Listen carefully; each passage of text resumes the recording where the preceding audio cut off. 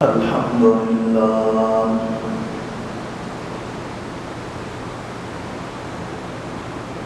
الحمد لله حمدا كثيرا كما أمر ونشهد أن لا إله إلا الله وحده لا شريك له لا شريك له في الخلق والأمر ونشهد أن سيدنا وسندنا ومولانا محمدا عبده ورسوله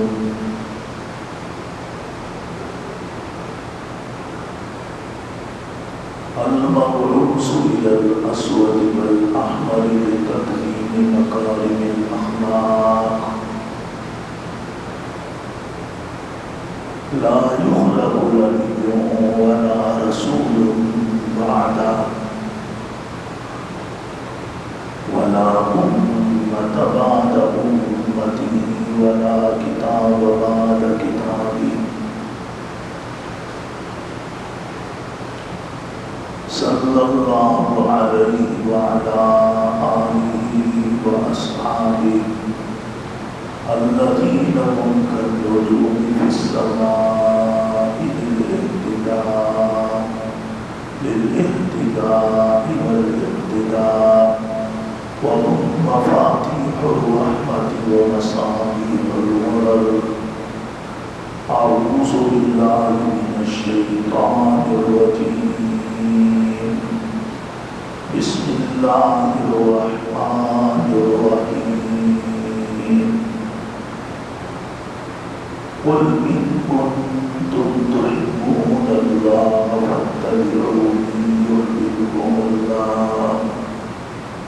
يحببكم الله ويغفر لكم ذنوبكم والله غفور رحيم. قل أطيعوا الله والرسول فإن تولوا فإن الله لا يحب الكافرين. صدقت يا رب العالمين.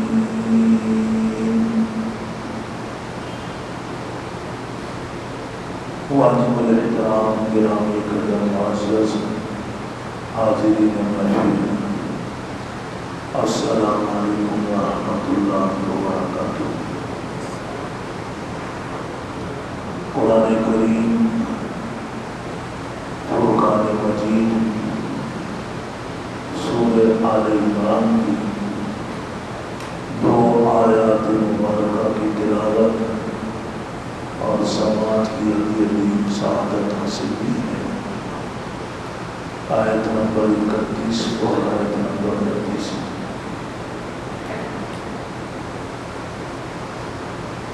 ان آیات مبارکہ میں اللہ تبارک و تعالی نے یہود کا، نصارہ کا ایک دعویٰ تھا، اس دعوے کو ذکر کرتے ہوئے اس کی سچائی پہ روشنی ڈالی ہے کہ اس دعوے کی سچائی کیسے ہوگی. یہود اور نصارہ کا یہ دعویٰ تھا کہ ہم اللہ سے بڑی محبت کرتے ہیں. قرآن کریم نے اس دعوے کی حقیقت پہ روشنی ڈالی ہے. فرمایا قل ان کنتم تحبون اللہ فاتبعونی. تم کہتے ہو کہ ہم اللہ سے محبت کرتے ہیں، تو اللہ تمہیں یہ کہتا ہے کہ تم میری یعنی حضور اکرم صلی اللہ علیہ وسلم کی پیروی اختیار کرو. اب پتہ چل جائے گا کہ محبت میں کتنے سچے ہیں. اگر تم ایسا کرنے میں کامیاب ہو جاؤ اور ایسا کرنے لگ جاؤ کہ حضور اکرم صلی اللہ علیہ وسلم کی پیروی اختیار کر لو تو یحببکم اللہ، اللہ بھی تم سے محبت کرے، وَيَغْفِرْ لَكُمْ ذُنُوبَكُمْ، اور اللہ تمہارے پچھلے گناہوں کو معاف کر دے گا، وَاللَّهُ غَفُورٌ رَحِيمٌ، اللہ بہت زیادہ معاف کرنے والا ہے اور بہت زیادہ رحم کرنے والا ہے۔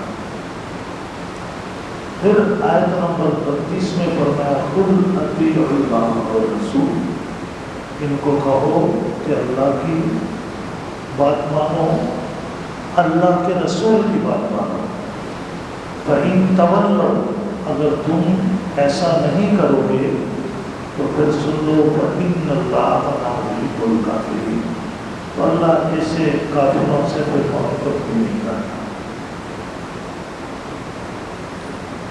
تو محبت کا مرکز چونکہ دل ہے، زبان سے کوئی انسان کہہ دیتا ہے کہ میں بھی فلاں سے محبت کرتا ہوں، لیکن محبت تو دل سے کی جاتی ہے، اور دل میں اس کی کتنی محبت ہے، کتنی نفرت ہے، زیادہ محبت ہے، زیادہ نفرت ہے، کم محبت ہے، کم نفرت ہے، اس کا علم صرف اللہ کو ہے، کیونکہ اللہ دلوں کے احوال کو براہ راست جانتے ہیں۔ وہ عالم الغیب والشہادہ انہ علیم بذات الصدور ہے، دلوں کے رازوں کو، دلوں کے بھیدوں کو اللہ سے بہتر کوئی نہیں جانتا۔ ہمارے لیے ظاہری احوال ہیں، ظاہری معاملات ہیں، ان معاملات کو، ان احوال کو محبت اور نفرت کا معیار قرار دیا گیا ہے۔ حضور اکرم صلی اللہ علیہ وسلم کے مبارک زمانے میں حدیبیہ کے مقام پر یہ واقعہ پیش آیا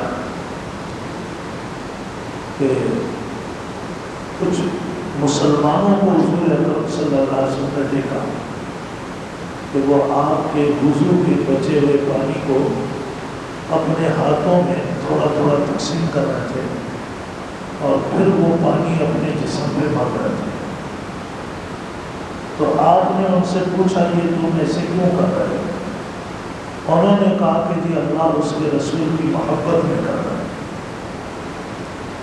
تو حضور اکرم صلی اللہ علیہ وسلم نے اس موقع پر ارشاد فرمایا کہ جو یہ چاہتا ہے کہ وہ اللہ اس کے رسول سے محبت کرے اور اللہ اور اس کا رسول اس سے محبت کرے، تو محبت دو طرفہ ہوتی ہے، طرفین سے ہوتی ہے، وہ اللہ رسول سے محبت کرے، اللہ اس کا رسول سے محبت کرے، تو اسے چاہیے کہ 3 کاموں کا اہتمام کرے۔ نمبر 1، سچ بولے، جھوٹ نہ بولے۔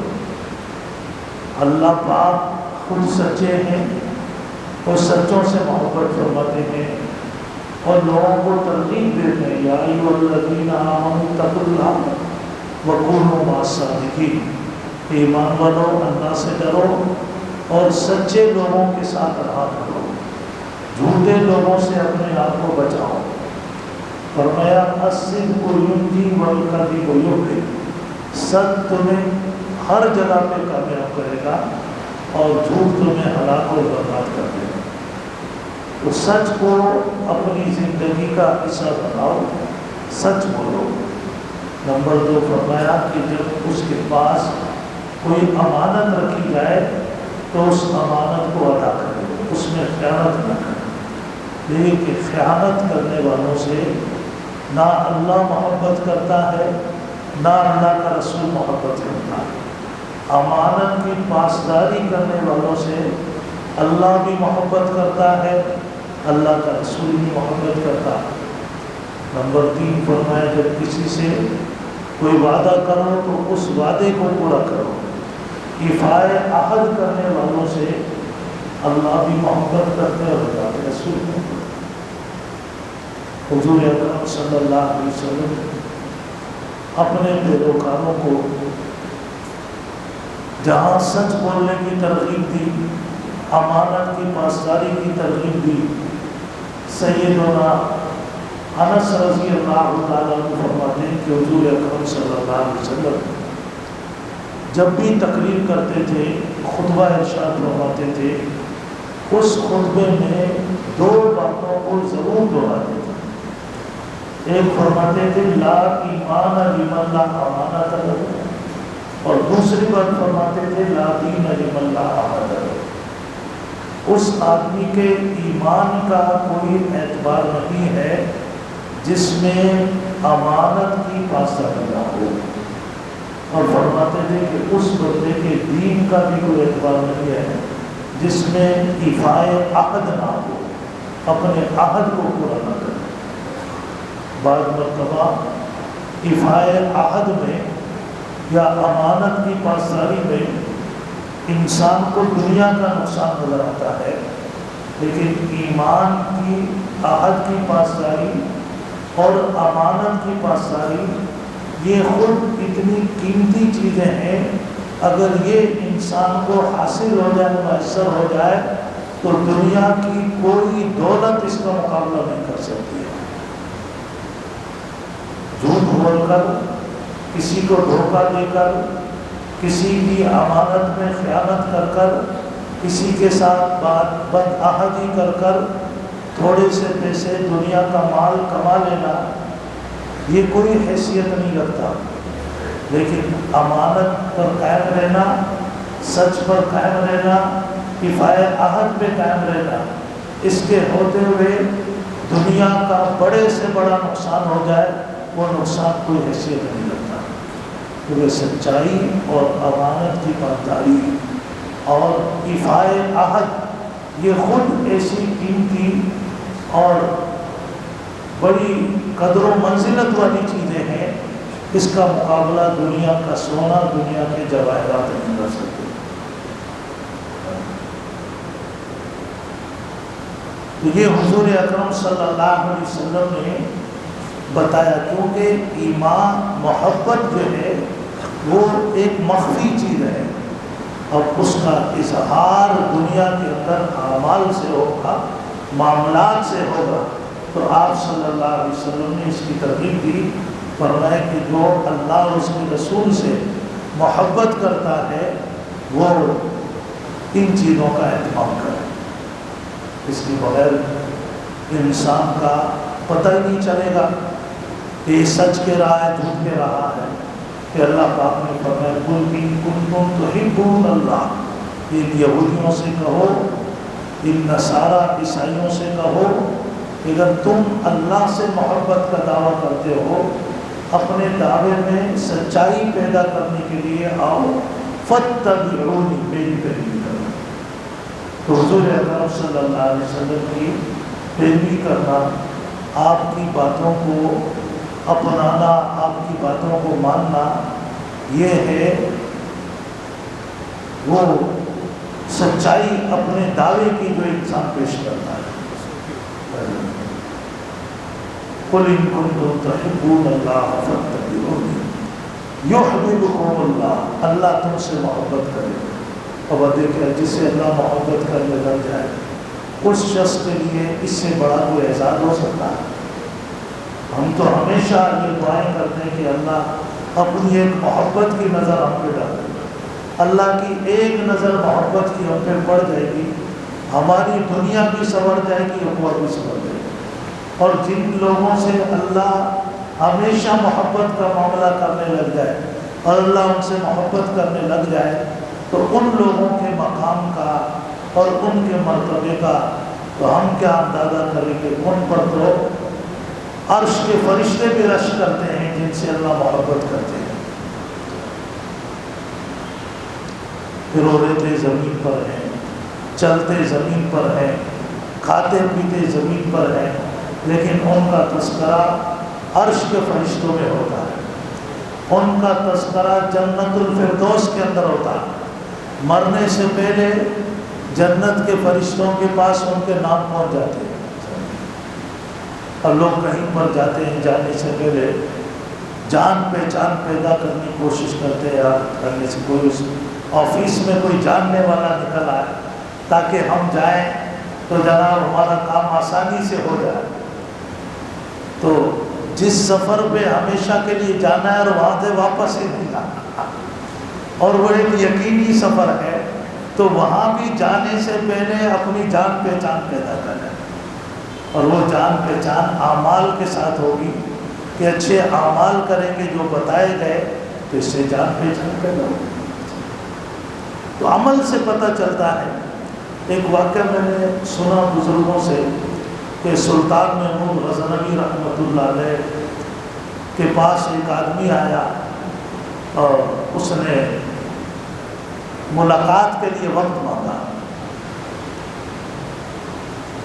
تو بہرحال وہ ایک بات بنا کر آیا تھا، آ کر اس کی جب اجازت ہو گئی تو اس نے آ کر ایک بات اپنی طرف سے بنائی یا کسی سے سنی بھی تھی۔ کہا جی میں نے سنا ہے کہ آپ کو حضرت خضر علیہ السلام سے ملاقات کا بڑا شوق ہے، اور میری ان سے ملاقات ہوتی رہتی ہے، اگر آپ اجازت دیں تو میں آپ کے دربار میں ان کو بلا سکتا ہوں۔ خیر ان کی طرف سے ایسا کوئی مسئلہ تھا تو نہیں، لیکن جب اس نے ایسا دعویٰ کیا اور اتنی بڑی بات کہی تو لگا ٹھیک ہے آپ لے آئے، ہم بھی ان کی زیارت کر لیں گے۔ اس نے کہا کہ وہ ایسے آسانی سے نہیں ملتے، ان کو ڈھونڈنے کے لیے پہاڑوں پہ جانا پڑے گا، جنگلوں میں جانا پڑے گا، اور اس کے لیے مجھے وقت نکالنا پڑے گا۔ تو کتنا وقت لگا؟ کم سے کم 6 مہینے لگیں گے۔ اگر 6 مہینے کا آپ میرے بیوی بچوں کا خرچہ برداشت کریں تو میں 6 مہینے میں ان کو ڈھونڈ کے آپ کے پاس لے آؤں گا۔ کہا ٹھیک ہے، 6 مہینے کا اس کو کتنا خرچہ ہے دے دیا، وہ چلا گیا۔ اور اس نے جانا تو کہیں نہیں تھا کیونکہ اس نے بات بنائی تھی، 6 مہینے بیٹھ کے گھر میں دبا کے شاہی خزانے کا مال کھایا۔ 6 مہینے بعد حاضر ہوا، کہنے لگا حضرت ابھی تک ملاقات نہیں ہو سکی، 6 مہینے مزید اور لگیں گے، 6 مہینے کا اور خرچہ لے لیا۔ لیکن اب بیچ میں ڈر بھی تھا کہ جھوٹ بول رہا ہوں اور کس کے سامنے بول رہا ہوں، ایسا نہ ہو کہ سری قلم ہو جائے۔ اب وہ آیا اور کہنے لگا جی حضرت بات یہ ہے کہ میں نے آپ کے سامنے جھوٹ بولا، اور کوئی ایسی حقیقت نہیں تھی کہ میں جاؤں اور ان کو ڈھونڈوں۔ انہوں نے کہا کہ ایک وزیر سے پوچھا کہ بھئی اس کو کیا سزا دی جائے۔ اس وزیر نے اشارہ کیا کہ اس کا سر قلم بادشاہ کی طرف، جھوٹ بولا۔ دوسرے سے پوچھا، اس نے کہا کہ جی اس کے اوپر کتے چھوڑے جائیں جو اس کے زندے کا گوشت پر پہنچ کے کھا لیں۔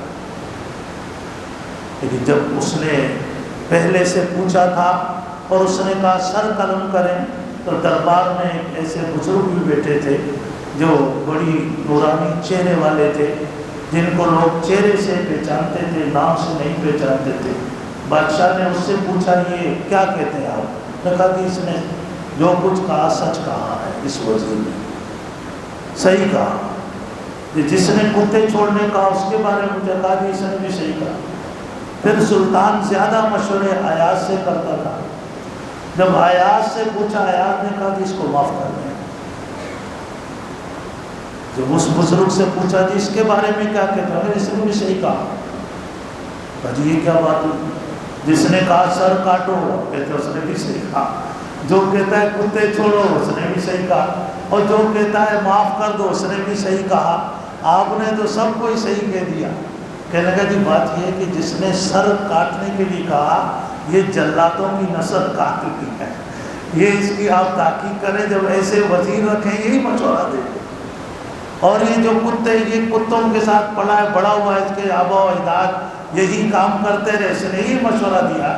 اور ایاز خود سید ہے، حضور کے خاندان کا آدمی ہے، تو آپ کی عادت مبارک تھی لوگوں کو معاف کرتے تھے، اس نے لوگوں کو معافی کا حکم دیا۔ تو یہ عمل سے پہچانا جاتا ہے۔ تو بہرحال اس موقع پر کہتے ہیں کہ پھر محمود، سلطان محمود نے ایاز سے ایک شکوہ بھی کیا کہ آج تک تم نے نہیں بتایا کہ میں سید ہوں، آپ نے اپنی ذات کو بھی چھپا کے رکھا۔ اس نے کہا کہ جس بزرگ نے میرا راز کھولا ہے یہی تو حضرت خضر ہیں جو آپ کے پاس آتے ہیں۔ تو آپ دیکھیے کہ یہ انسان کا عمل انسان کے مقام کو بتاتا ہے کہ وہ کس مقام کا آدمی ہے۔ ہم اس چیز کو معمولی لیتے ہیں، معمولی اللہ کے یہاں بھی یہی ہے۔ صرف دعوے نہیں چلتے کہ ایک آدمی دعویٰ کرتے میں اللہ سے محبت کرتا ہوں، میں اللہ کے نبی سے محبت کرتا ہوں۔ اللہ نے قرآن پاک میں واضح طور پہ فرما دیا کہ جو مجھ سے محبت کا دعویٰ کرتے ہیں وہ میرے نبی کی پیروی کریں، ان کے طریقوں کو اپنائیں، ان کی باتوں کو اپنائیں اور ان کے اعمال کو اپنائیں، اپنے دعوے کے اندر سچائی کو پیدا کریں۔ تو یہ ہمارے پاس زندگی کے لمحات ہیں۔ آج شیطان ہمیں یہ اکساتا ہے کہ جی آپ کی اپنی زندگی ہے، جیسے گزاریں، یہ جھوٹ ہے، غلط ہے، شیطان کا دھوکہ ہے۔ یہ زندگی ہماری اپنی نہیں، اللہ کی امانت ہے۔ ہم سے اس زندگی کے ایک ایک لمحے کا سوال کیا جائے گا، پوچھا جائے گا۔ پوری زندگی کے بارے میں الگ پوچھا جائے گا، جوانی کے بارے میں الگ پوچھا جائے گا، مال کہاں سے کمایا، کہاں خرچ کیا، اس کے بارے میں الگ پوچھا جائے گا۔ جو کچھ اللہ نے ہمیں علم دیا ہے، سیکھنے کی توفیق دی ہے، اس پر ہم کتنا عمل کر رہے ہیں اس کے بارے میں الگ پوچھا جائے گا۔ ہماری زندگی کا ایک ایک لمحہ اللہ کی امانت ہے۔ اگر ہم نے اس امانت کو اللہ کی مرضی اور منشا کے مطابق گزار دیا تو ہم کامیاب ہو جائیں گے، ورنہ پھر ہمارے لیے سوائے نقصان کے کوئی راستہ نہیں ہوگا۔ دعا کیجیے اللہ پاک ہمیں اچھی طریقے سے دین کو سمجھنے کی، عمل کی توفیق نصیب فرمائے۔ وآخر دعوانا